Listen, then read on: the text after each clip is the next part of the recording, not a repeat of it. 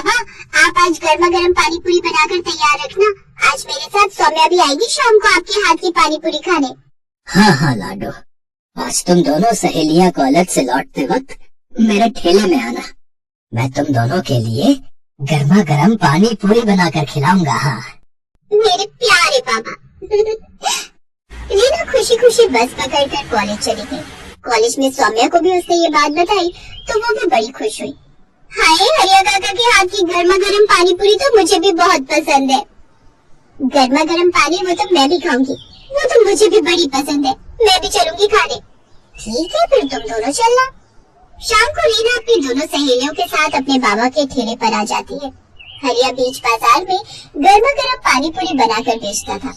इस तरह की पानी पूरी शहर में कोई नहीं बेचता था, इसलिए कुछ अलग नाम सुनकर सभी उसके ठेले पर पानी पूरी खाने जरूर आते। धीरे धीरे रीना भी अपने बाबा से गर्मा गर्म पानी पूरी बनाना सीख गई। ऐसे समय बीतता जाता है। कॉलेज की पढ़ाई खत्म करने के बाद दोनों अमीर सहेलियां पढ़ाई करने के लिए बैंगलोर चली जाती हैं। और इधर अब रीना के बाबा की तबीयत ठीक नहीं रहती, जिस कारण अब वो ये अपने बाबा का काम संभाल लेती है। वो सारा दिन ठेला यहाँ से वहाँ लेकर पानी पूरी बेचती और गर्मा गर्म पानी पूरी ठेले पर बनाकर आने वाले ग्राहकों को खाने को देती। गर्मा गर्म पानी पूरी खाओ, गर्मा गर्म पानी पूरी एक बार खाओगे बार बार आओगे। आइए आइए, गर्मा गर्म पानी पूरी। कुछ साल और बीत गए और अब निधि और सौम्या की शादी दो सगे भाइयों से हो गई। उनके पति भी अमीर घर से थे। वो दोनों उन दोनों का खूब ख्याल रखते।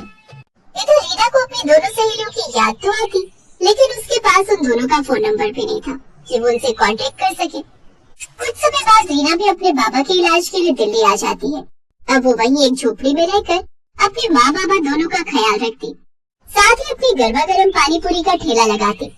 इधर निधि और सौम्या के पतियों का ट्रांसफर भी दिल्ली हो जाता है। फिर एक रोज, सौम्या चलो, आज मैं तुम सबको पानी पूरी खिलाने ले चलता हूँ। तुम सबको तो पता ही है दिल्ली खाने पीने के लिए कितनी मशहूर है।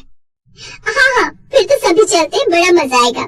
वो सभी सुखीराम पानी पूरी वाले की पानी पूरी खाने खान मार्केट चले जाते हैं, जिसे खाकर सौम्या कहती है, मुझे तो यहाँ की पानी पूरी बिल्कुल पसंद नहीं आई। हाँ सौम्या, और खाकर तो देखो। सौम्या बिल्कुल ठीक कह रही है, वो स्वाद नहीं है इसमें, हमें नहीं खानी और पानी पूरी। पानी पूरी तो हरिया काका और हमारी दोस्त रीना बनाती है, लेकिन पता नहीं अब वो कहाँ है। कमाल है, इतनी बढ़िया तो है। खैर, मैं तो एक प्लेट और खाऊंगी। ऐसे ही समय बीतता है। फिर एक रोज, यार निधि, पता नहीं अपनी दोस्त रीना कहाँ होगी, कैसी होगी। कॉलेज छोड़ने के बाद उससे कभी मिलना ही नहीं हुआ। हाँ यार, मुझे भी उसकी बड़ी याद आती है। एक बार जब कानपुर गई थी अपनी कजिन की शादी में तो उसके घर भी गई थी, लेकिन वहाँ ताला लगा हुआ था। काश वो हमें फिर मिल जाए। ऐसे ही समय बीता। एक रोज सौम्या का पति अंकित, सौम्या कल मेरे ऑफिस के एक क्लाइंट की शादी है, तुम सबको भी वहाँ चलना है। हाँ, इसीलिए तुम दोनों भी रेडी हो जाना, और माँ और प्रीति भी साथ चलेगी। उसने बार बार रिक्वेस्ट की है कि सबको पार्टी में साथ लाए। अच्छा ठीक है, हम सब तैयार रहेंगे। निधि, तू वो पल्स मेकओवर वाले को अभी से बुक कर ले। ठीक है, मैं आज ही फोन कर देती हूँ। फिर अगले दिन वो सभी शादी में तैयार होकर चले जाते हैं। वो एक काफी बड़ी पार्टी थी, जिसमें तरह तरह के स्टॉल लगे हुए थे। वो दोनों एक तरफ खड़ी थी, तभी उनकी ननद प्रीति आती है। निधि भाभी, सौम्या भाभी, आप यहाँ के गोलगप्पे खाकर तो देखो। कसम से आज तक इतने अच्छे गोलगप्पे आपने नहीं खाए होंगे। अरे नहीं प्रीति, हमें नहीं खाने। वो सच कह रही है बहू, तूने यहाँ के गोलगप्पे खाए ना तो तू अपनी उस दोस्त के गोलगप्पे भी भूल जाएगी, जिसकी तुम दोनों तारीफ करती फिरती हो। निधि और सौम्या दोनों उस पानी पूरी के स्टॉल पर जाती है, जहाँ वो खाती है गर्मा गर्म पानी पूरी। अरे ये गर्मा गर्म पानी पूरी, इनका स्वाद तो बिल्कुल ऐसा है जैसे अपनी रीना के बाबा बनाते थे, और रीना भी। अरे भैया, ये गोलगप्पे किसने बनाए? हाँ बहन जी, ये तो अंदर एक मैडम बनाते जा रही है और इस स्टॉल पर हम बेच रहे हैं। ये तो वही गोलगप्पे। जल्दी चल सौम्या। वो दोनों अंदर जाती है जहाँ रीना गर्मा गर्म गोलगप्पे बना रही थी। सौम्या और निधि को वो देखती है तो बड़ी खुश होती है। सौम्या, निधि, तुम दोनों यहाँ, तुम दोनों की शादी हो गई, कितनी अच्छी लग रही है तुम दोनों। ये सब छोड़ और आकर पहले हमारे कलेजे से लग जाए यार। ये बता रीना, तू इस हालत में कैसे? इतनी पढ़ी लिखी होकर भी तो ये सब शादी में गोलगप्पे बनाकर बेच रही है। क्या बताओ दोस्त, इस गरीब की जिंदगी में ना जाने ऊपर वाले ने कितने दुख लिखे हैं। कॉलेज खत्म होने के बाद अचानक बाबा की तबीयत खराब रहने लगी, इसलिए घर खर्च चलाने के लिए मैं पानी पूरी बनाकर बेचने लगी। फिर पापा के इलाज के लिए मैं उन्हें दिल्ली ले आई, लेकिन एक रोज अचानक उनकी मौत हो गई। खुद को संभालिए, अब वो कभी नहीं लौटेंगे। इन्हें कैंसर की बीमारी थी जो इनके लंग्स तक फैल चुकी थी। फिर खुद को संभाल कर रीना ने अपने पिता का दाह संस्कार किया, लेकिन पिता के जाने के बाद उसकी माँ भी सदमे में चली गई और उन्होंने भी बिस्तर पकड़ लिया। और फिर एक रोज, मेरी बच्ची, मेरे अलावा तेरे इस दुनिया में है ही कौन? अगर तेरे हाथ पीले हो जाते तो मैं बेफिक्र होकर मर सकती थी। नहीं माँ, मैं बड़े से बड़े अस्पताल में तेरा इलाज कराऊंगी। रीना ने दिन रात पैसे जमा किए थे। उसके पास जो भी थोड़ी बहुत जमा पूंजी थी वो सब माँ के इलाज में खत्म हो गई। साथ ही कुछ पैसा कर्ज पर उठाती है, लेकिन वो भी खत्म हो जाता है। और इन सब के बाद भी वो अपनी माँ को नहीं बचा पाई। तू भी मुझे छोड़कर चली गई माँ, अब मैं अनाथ हो गई। मैं किसके भरोसे रहूंगी? अब मैं थकी हारी काम से आऊंगी तो कौन मेरे सर पर प्यार से हाथ फेरेगा माँ? कौन? उस दिन के बाद मैं अकेली दिल्ली की सड़कों पर गर्मा गर्म पानी पूरी बनाकर बेचने लगी और अपना पेट पालने लगी और शादी ब्याह के ऑर्डर भी लेने लगी। तुम मत रो रीना, अब तू अकेली नहीं है। तेरे पास तेरी ये 2 सहेलियां यानी कि बहनें। अब से हम तेरा खूब ख्याल रखेंगे। हाँ चलो, तुम्हें सबसे पहले अपने ससुराल वालों से मिलवाते हैं। वो दोनों रीना को अपने ससुराल वालों से मिलवाती है और सारी बात बताती है। अब वो सौम्या को अपने घर में ही रहने के लिए कमरा दे देते हैं। साथ ही उसके लिए एक बड़ी दुकान भी खुलवा देते हैं जिसमें वो गर्मा गर्म पानी पूरी बनाकर बेचती है। अब उसका काम और भी अच्छा चलने लगता है और कुछ ही दिनों में वो खुद का रेस्टोरेंट खोल लेती है। फिर कुछ समय बाद अंकित के एक दोस्त को रीना पसंद आ जाती है और वो उससे शादी कर लेता है और अब रीना भी खुशी खुशी अपनी जिंदगी जीती है।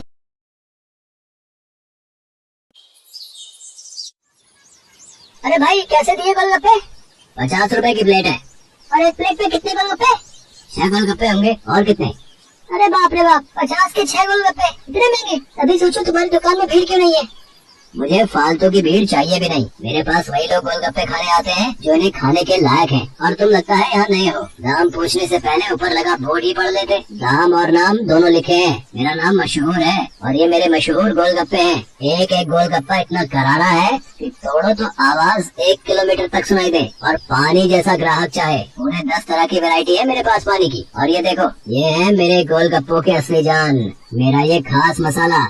हाँ, ये सब तो ठीक है, पर फिर भी 50 रुपए वाकई बहुत ज्यादा है। दाम तो यही है और यही रहेगा। अब तुम देख लो कि तुम मेरे गोलगप्पे खाने के लायक हो या नहीं। अरे ये क्या बात हुई? तुम ऐसे बात करते हो अपने ग्राहक से? नहीं, ग्राहक से तो नहीं, पर जो फालतू मेरा वक्त बर्बाद करे उससे मैं ऐसे ही पेश आता हूँ। चलो अब आगे बढ़ो और कोई सस्ता गोलगप्पे का ठेला ढूंढो। मशहूर ऐसा ही था। ये बात तो 100% सच थी कि वो गोलगप्पे बहुत ही अच्छे बनाता था, लेकिन इस बात पर उसे घमंड भी बहुत था। मशहूर का मानना था कि उसके पास हुनर और किस्मत दोनों का साथ है, इसीलिए उसे पूरा यकीन था कि उसका काम कभी मंदा पड़ ही नहीं सकता। और वास्तव में ऐसा हो भी रहा था। मशहूर के पास भले ही ग्राहक कम थे, लेकिन उनसे ही वो अच्छा खासा मुनाफा कमा लेता था। फिर कुछ दिनों के बाद, हाँ भाई, लाओ जरा गोलगप्पे तो लगाना। अरे तुम फिर से आ गए? रेट कम नहीं होंगे, पहले ही बता रहा हूँ। हाँ, मैं तुमसे कम करने को कह भी नहीं रहा हूँ। ऐसा करो, सिर्फ मुझे नहीं, इन सबको भी गोलगप्पे खिलाओ और इन सबके पैसे मैं दूंगा। हैं? पगला गए हो क्या? अब ऐसा करो, पहले पैसे रखो मेरे सामने, फिर बात करना। तुम भी ना बड़े शक्की हो। ये लो, ये रखे तुम्हारे पैसे। इतना कहकर सूरज ने पूरे 2000 रुपए मशहूर के सामने रख दिए। सूरज अपने साथ जिन लोगों को लेकर आया था वो देखने में ही गरीब लग रहे थे। मशहूर ने सभी को गोलगप्पे खिलाए, जिसके पैसे सूरज ने दिए। फिर सबके जाने के बाद, क्या बात है भाई, कोई लॉटरी वॉटरी लग गई है क्या? अभी तो नहीं लगी, पर जल्दी लगने वाली है। क्या मतलब? तुम्हें कैसे पता कि लॉटरी लगने वाली है तुम्हारी? क्योंकि निरंजन बाबा ने मुझसे ऐसा कहा है। वो बहुत ही बड़े सिद्ध बाबा है। उन्होंने मुझसे कहा है कि मैं जितने लोगों का पेट भरूंगा, वो भी बिना उनसे कुछ लिए, मेरी लॉटरी लगने के उतने ही चांसेस बढ़ जाएंगे। तुम भी निरे उल्लू हो भाई, हैं? बाबा जी ने तुम्हें गरीबों को खाना खिलाकर कुछ भला काम करने को कहा होगा। जितने पैसे तुमने मेरे गोलगप्पे खिलाने में खर्च किए, उतने में तो तुम पूरा भंडारा कर सकते थे। मैं जानता हूँ, पर मुझे इन लोगों को कुछ ऐसा खिलाना था जो इनके बस के बाहर हो। खाना तो कोई ना कोई इन्हें खिलाई देता होगा, पर तुम्हारे गोलगप्पे वो इनके नसीब में कहाँ से आते? और बाबा जी ने मुझसे यही तो कहा था कि जाकर किसी का नसीब बदलो, तो मैंने बदल दिया। अब देखना, मेरी लॉटरी जरूर लग जाएगी। मशहूर और सूरज बात कर ही रहे थे कि तभी सूरज का फोन बजने लगा। हेलो, हाँ भाई, क्या तू सच बोल रहा? सच में? भाई मजा आ गया, भाई मजा आ गया। तो भाई रुक, मैं वहीं आ रहा हूँ। अरे अरे क्या हो गया, कहाँ भागे जा रहे हो? मेरी लॉटरी लग गई भाई, वही पूरे 10 लाख की। शुक्रिया भाई, शुक्रिया, बहुत शुक्रिया यार। सच में तुम्हारे गोलगप्पों की वजह से ये सब हो पाया। अच्छा मैं चलता हूँ, मैं फिर आऊंगा और अगली बार और ज्यादा लोगों को लेकर आऊंगा, तुम तैयार रहना। इतना कहकर सूरज वहाँ से चला गया, लेकिन मशहूर को सोचने पर मजबूर कर गया। मेरे गोलगप्पे ऐसा भी कर सकते हैं, मुझे तो पता ही नहीं था। अगर मुफ्त में मेरे गोलगप्पे खिलाकर इस लड़के की किस्मत खुल सकती है तो फिर मेरी क्यों नहीं। हाँ, अब से मैं भी लोगों के नसीब बदलूंगा। अब वो नहीं, बल्कि मैं खुद अपने गोलगप्पे लोगों को फ्री में खिलाऊंगा। अगले दिन मशहूर ने सबसे पहले अपने लिए एक लॉटरी का टिकट खरीदा और फिर उसके हाव भाव बिल्कुल ही बदल गए। साथ ही उसकी दुकान का बोर्ड भी अब गोलगप्पों की कीमत की जगह पर लिखा था बिल्कुल फ्री। मतलब वो सच में अब लोगों को मुफ्त में गोलगप्पे खिला रहा था।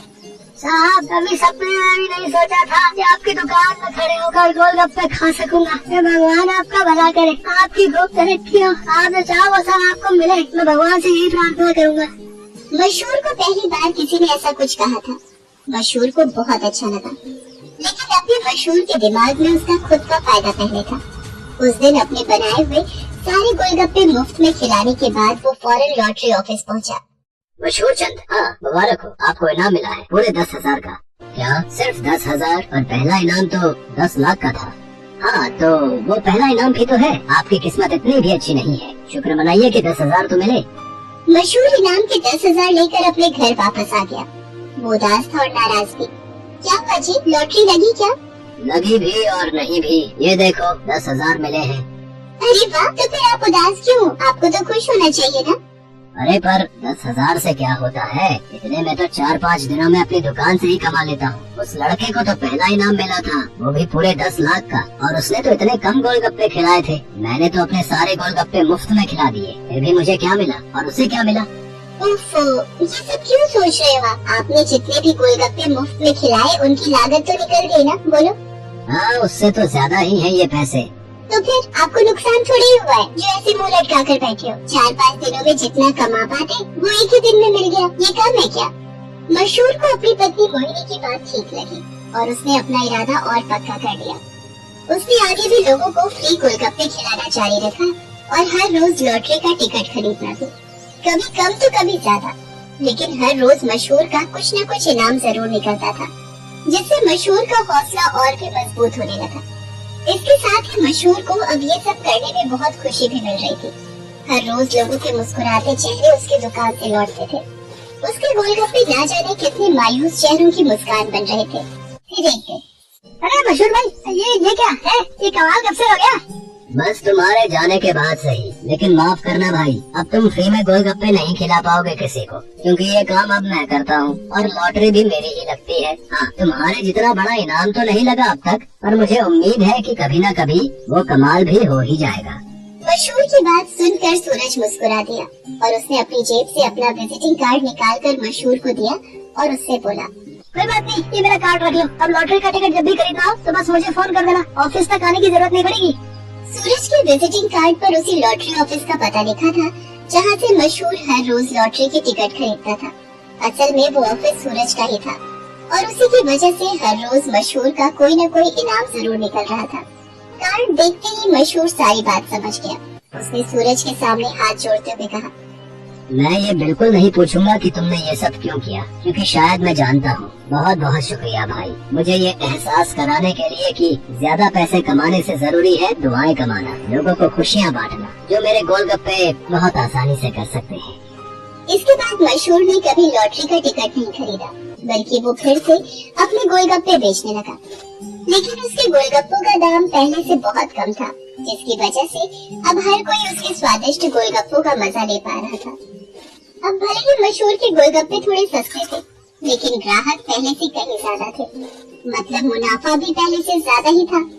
इसके साथ ही मशहूर ने फ्री गोलगप्पे खिलाना भी नहीं छोड़ा।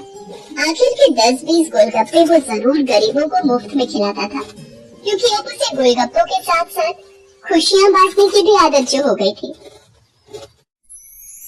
Thanks for watching.